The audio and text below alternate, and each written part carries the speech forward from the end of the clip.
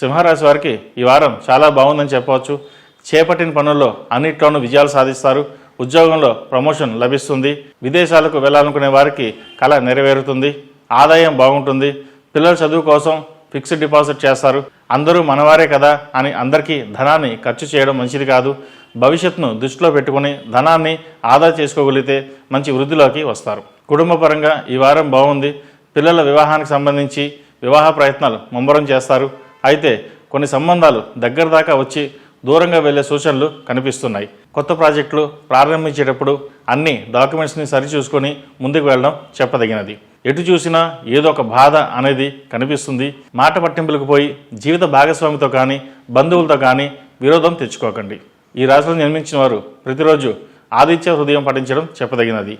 ఈ రాశిలో జన్మించిన వారికి కలిసొచ్చే సంఖ్య నంబర్ 1, కలిసొచ్చే దిక్కు తూర్పు, కలిసొచ్చే రంగు తెలుపు.